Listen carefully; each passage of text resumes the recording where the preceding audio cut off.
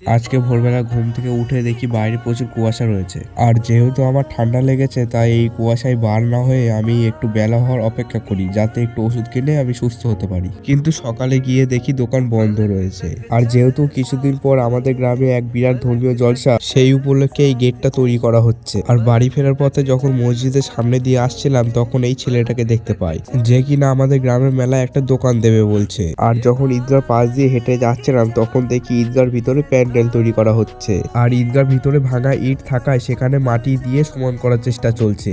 এক গাড়ি মাটি চলে এসেছে, কিন্তু এখনো এক গাড়ি মাটি আসার বাকি রয়েছে। এরই মধ্যে দ্বিতীয় গাড়ি মাটিটা চলে এসেছে। এইসব কাজ দেখে আমি বাড়ি ফিরে আসি এবং বাড়ি এসে ভাবি আমার বাড়িটা একটু সাজানো দরকার। কিন্তু আমার টেনশনের কিছুই নেই, কেননা আমার কাছে আগে থেকেই অনেকগুলো চুনি লাইট রয়েছে, যেগুলো আমি ঈদে সাজিয়ে রাখি। আর তোমরা যদি চুনি লাইট দিয়ে আমাদের বাড়ি সাজানোর ভিডিও দেখতে চাও তো সাবস্ক্রাইব করে কমেন্ট করে পার্ট 2 লিখে রাখো। सच कर दे सपनों को सभी।